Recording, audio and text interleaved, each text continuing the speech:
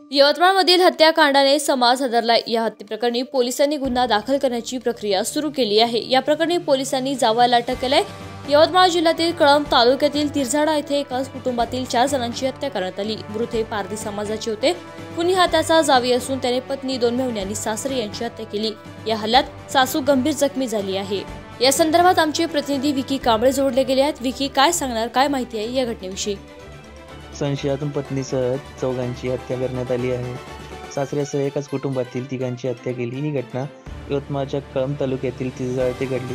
या घटनेने कळंब हादरले आहेत। यवतमाळ जिल्ह्यातील कळंब तालुक्यातील तिरझाळा येथे एकाच कुटुंबातील 4 जणांची हत्या करण्यात आली आहे। मृत हे पारधी समाजाचे आहे। खुनी हा त्याचा जावई असून त्याने पत्नी, 2 मेहुणे आणि सासरे याची हत्या केली। या हल्ल्यात सासू गंभीर जखमी झाली आहे। यामध्ये पंडित भोसले, सुनील पंडित भोसले, ज्ञानेश्वर पंडित भोसले, रेखा गोविंदा पवार अशी मृताची नाव आहे। सासू रुक्मा पंडित भोसले जखमी झाले आहे। आरोपी गोविंद रविचंद पवार याने या सर्वांना ठार केले। बेला येथे भोसले पारधी राहत होते।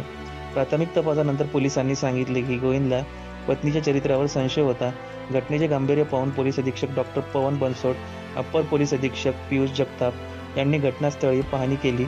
या प्रकरणी कळंब पोलीस ठाण्याच्या निरीक्षक दीपमाला बेंडे यांनी गुन्हा दाखल केला आहे।